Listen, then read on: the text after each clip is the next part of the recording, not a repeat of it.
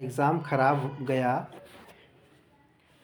तो आपका मन उदास है, आप परेशान हैं और सीरियस होने के बावजूद इस तरह का रिज़ल्ट है, ये दिमाग में है। तो मेरे पास और बहुत से एग्ज़ाम्पल हैं, लेकिन मैं आपको अपनी बात बता रहा हूँ। तुलना करना तो बेईमानी है, फिर भी एक आइडिया लगेगा आपको।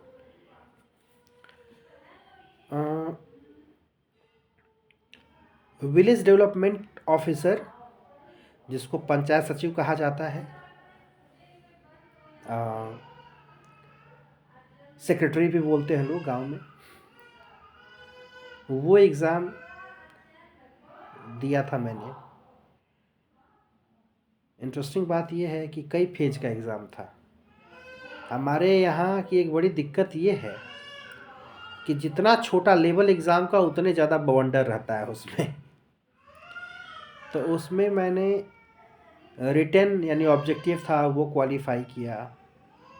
उसके बाद उसमें अगला जो था पड़ाव, मुझे लगता है फिज़िकल का था।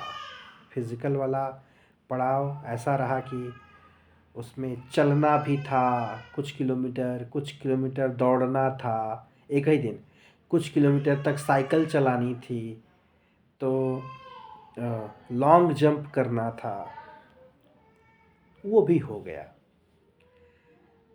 बारी आई इंटरव्यू की। इंटरव्यू में भी सारी चीज़ें सही गई, एक दो क्वेश्चंस गड़बड़ हुए, एक दो रिस्पॉन्स। तो समझदार लोग जानते हैं कि इंटरव्यू में रिस्पॉन्स गड़बड़ से नहीं मतलब होता है, मतलब होता है कि आपकी पर्सनालिटी कैसी है, वो एसेस की जाती है। लेकिन दुर्भाग्यवश एक आध क्वेश्चन पर जो इंटरव्यू लेने वाले थे उनके अगेंस्ट कुछ बोल दिया मैंने, तो शायद उनको बुरा लग गया होगा। नहीं हुआ, नहीं होना था, मतलब फाइनल तक जा कर के। बल्कि आपको बताऊं कि उस एग्ज़ाम में अपीयर होने के लिए मैंने यूनिवर्सिटी में एग्ज़ाम की डेट बदलवा दी थी। कोई एग्ज़ाम मेरा पड़ा था उस दिन और मैंने एप्लीकेशन दे करके डीन को वो डेट चेंज करवा दी थी। नहीं हुआ, छोटे ग्रेड पे लेवल का एग्ज़ाम। फिर एसएससी ट्रांसलेटर, जो लोग एमए इंग्लिश किए होते हैं, एमए हिंदी किए होते हैं, उनके पास एक ऑप्शन होता है ट्रांसलेटर बनने का। एसएससी ट्रांसलेटर की सिचुएशन ये रही कि जब भी दिया एग्ज़ाम, उसमें 100 marks English grammar, 100 marks Hindi grammar आता है। जब भी दिया बहुत अच्छे नंबर आए, जब भी दिया का मतलब 2 बार दिया। तो पहली बार बहुत अच्छा नंबर आया, लेकिन बहुत अच्छा गया, लेकिन पता नहीं क्या नंबर आया, क्या रिज़ल्ट आया, कुछ क्लियर दिया नहीं, कुछ गड़बड़ी हो गई थी शायद किसी कागज़ में, उस ढंग से चीज़ें क्लियर नहीं हुई। दोबारा दिया एग्ज़ाम।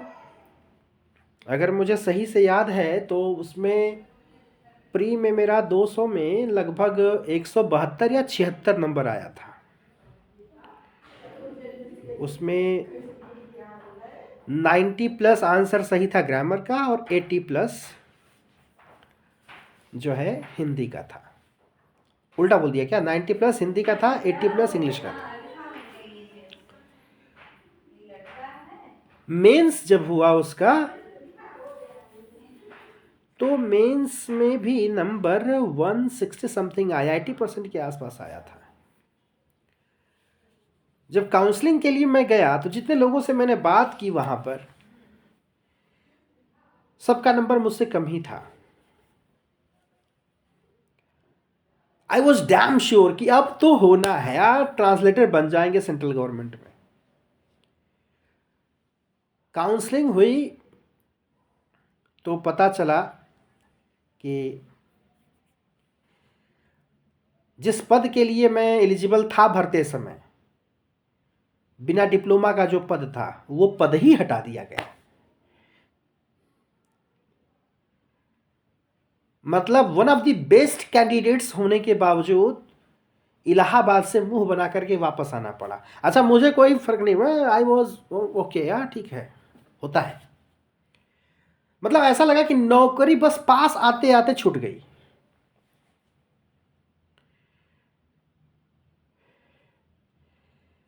एक रेलवे एनटीपीसी दिया, तो जब देना था तो था कि एग्ज़ाम होगा, एग्ज़ाम के बाद फाइनल सिलेक्शन हो जाएगा, मतलब एक ही एग्ज़ाम होगा। एग्ज़ाम दिया, अच्छा गया, क्वालिफाई हो गया। तब तक खबर आई कि उसी में एग्ज़ाम में कहीं कोई नकल हो गई, तो हुआ कि अभी जो एग्ज़ाम हुआ है इसको प्री माना जाएगा, मेंस फिर से होगा। वैसे ही नहीं होना था, मेंस नहीं हुआ। रेलवे की नौकरी मिलने वाली थी, नहीं मिली, छूट गई। ये नवोदय विद्यालय पीजीटी इंटरव्यू के लिए बुलाया गया। पहले डॉक्यूमेंट वेरिफिकेशन हो रहा था। इंटरव्यू के लिए जाने का मतलब ऑब्वियस एग्जाम क्वालिफाई हुआ तभी। जो है उसके समय डॉक्यूमेंट वेरिफिकेशन के समय देख लिया लोगों ने कि बीएड स्पेशल है। बोले बीएड स्पेशल अलाउड है क्या? तो नवोदय ने पहले अलाउ किया था, बीच में बंद कर दिया था। तो फिर वो लोग कन्फ्यूज़न वाली स्थिति में आ गए कि पता नहीं अलाउ करना है कि नहीं करना है। उन्होंने कहा ठीक है, आपको लास्ट में बुलाया जाएगा। समय से पहुंचने वाला बंदा 6 बजे शाम को इंटरव्यू देने जाता है, सबसे लास्ट में। तकदीर देखिए, इसको बोलते हैं तकदीर। कर्म और तकदीर कैसे दोनों जुड़ी है। तो लास्ट में बुलाया गया, अब कर्म दिखाने की बारी थी। बातें शुरू हुई, ढेर सारी बातें हुई। सामने वालों को पता चल गया मैं नवोदय से पढ़ा हूं, और खुश। इंटरव्यू काफ़ी अच्छा गया। उसमें मुझे लगता है 200 में 180 और समथिंग मार्क्स मिले थे मुझे इंटरव्यू में।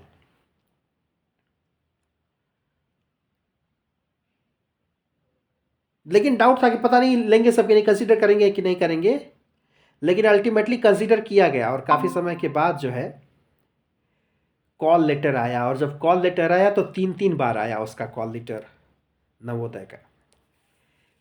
अब उसमें यह है कि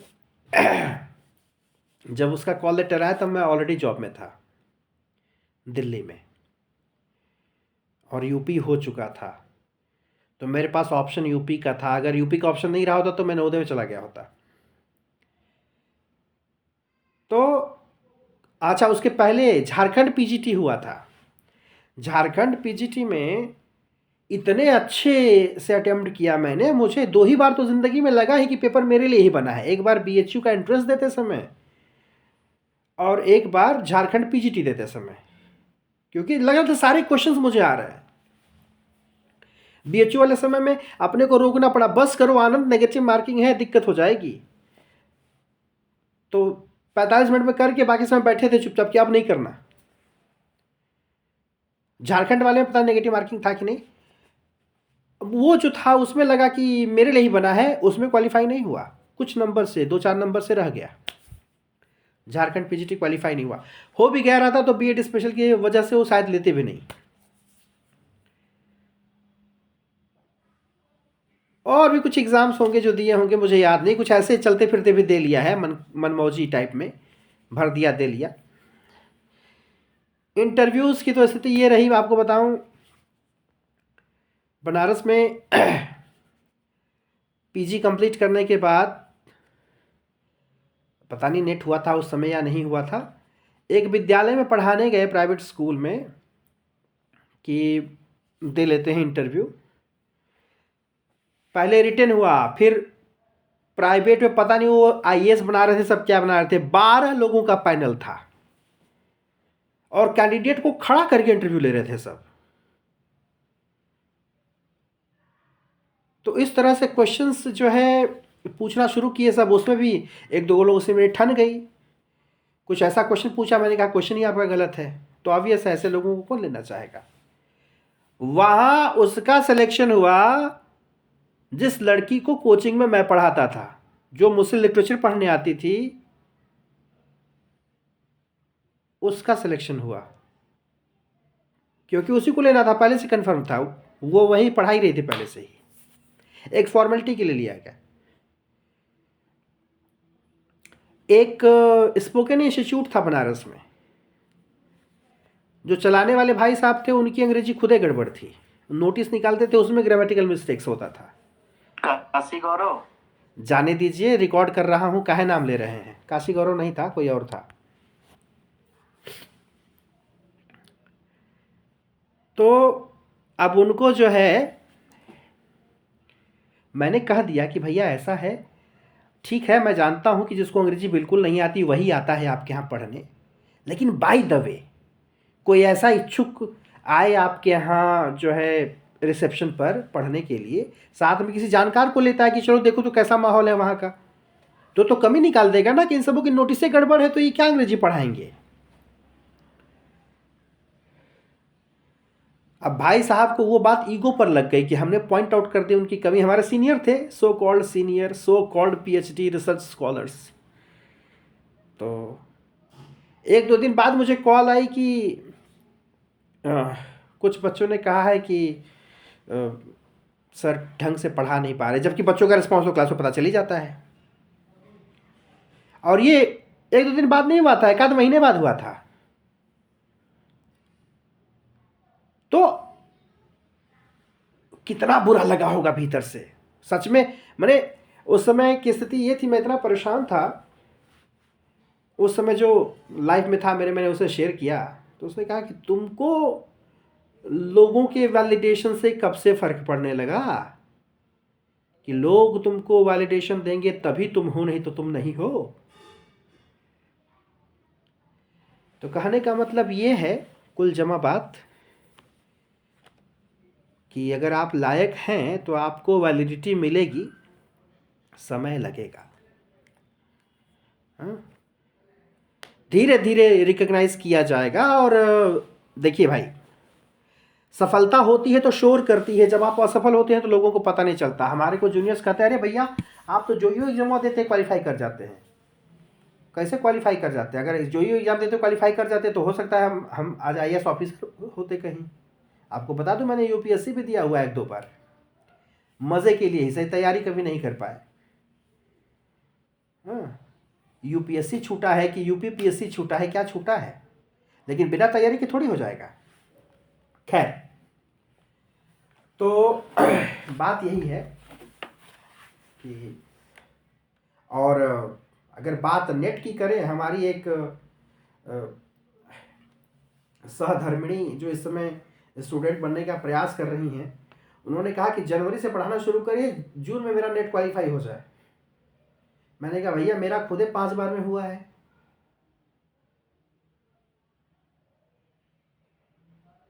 5 बार का मतलब आप समझ रहे हैं? 5 बार का मतलब 2.5 साल। मैं कैसे दावा कर दूं कि आपका इतना जल्दी हो जाएगा? हाँ, सब्जेक्ट अलग रहता है तो डिफरेंस होते हैं, हो भी सकता है, लेकिन कहने का मतलब यही है कि जब आप कोई चीज़ क्वालिफाई करते हैं तो दुनिया जान जाती है आपने क्वालिफाई कर लिया, लेकिन आप ही हैं जो जानते हैं कि आप कितने बार डिसक्वालीफाई हुए हैं। आप जो है कितनी बार हारे हैं ये आप ही को पता होता है। 1 मिनट। तो उम्मीद करता हूं कि इतनी सारी बातें कुछ थोड़ा सा हेल्प करेंगी। बिल्कुल सर। आप जो है कर्म करते रहिए, वो कर्मणेवाधिकारस्ते मा फलेषु कदाचन। आपको एक बात स्पष्ट बता दूं, जैसे UPSC की तैयारी करने वाले, हर UPSC का तैयारी करने वाला एग्ज़ाम क्वालिफाई करके IAS ऑफिसर नहीं बन जाता, वैसे ही लिटरेचर पढ़ने वाले सारे लोग लेक्चरर बन जाएं या LT हो जाएं या असिस्टेंट प्रोफेसर हो जाए, ये कोई ज़रूरी नहीं। अलग अलग लोग अलग अलग नौकरी पा लेते हैं,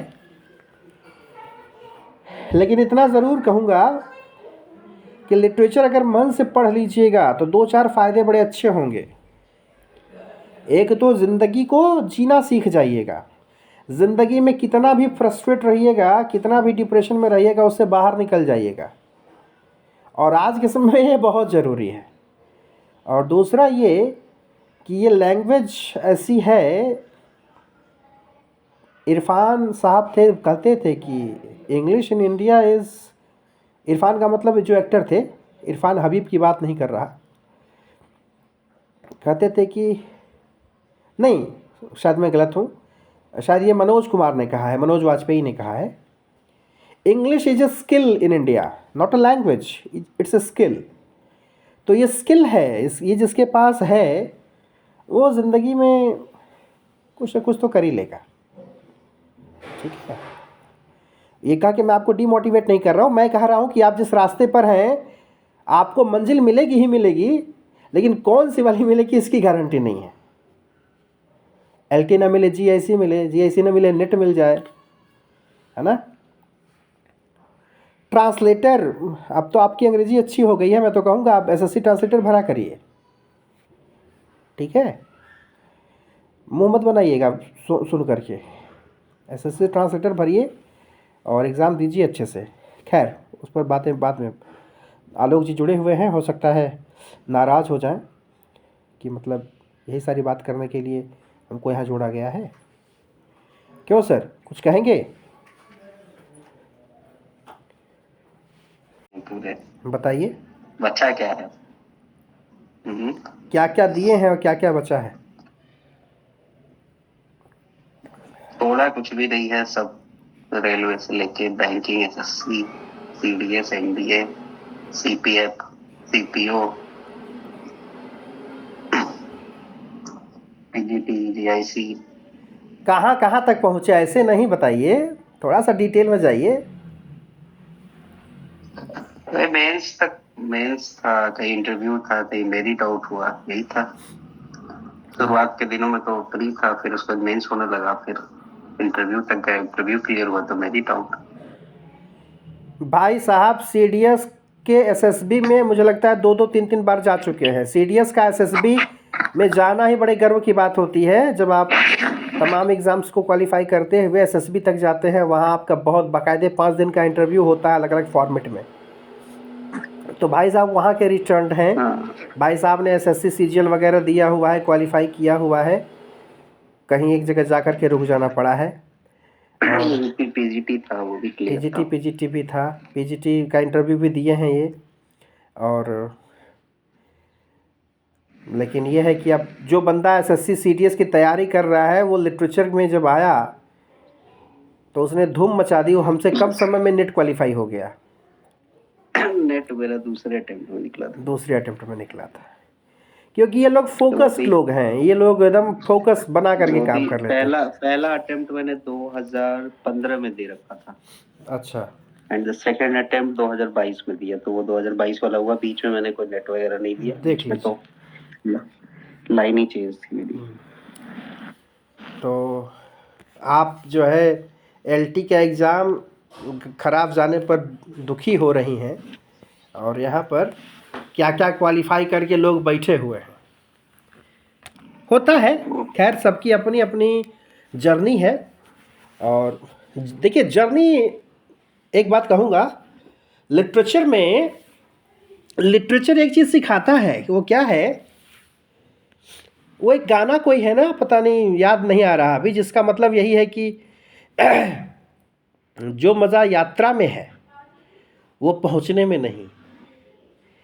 डेस्टिनेशन आपको उतनी खुशी नहीं देता जितनी कि जर्नी देती है ना। जर्नी में जो अप्स एंड डाउन्स होते हैं ना, उसका अलग मज़ा है। चलिए ठीक है, मुद्दे पर आते हैं अब। तो उसके बाद भी रहेगा स्ट्रगल, तो पूरी ज़िंदगी रहने वाला है, बस बदल जाता है उसका पैरामीटर, बदल जाती हैं situations. Life is replete with struggle, है ना।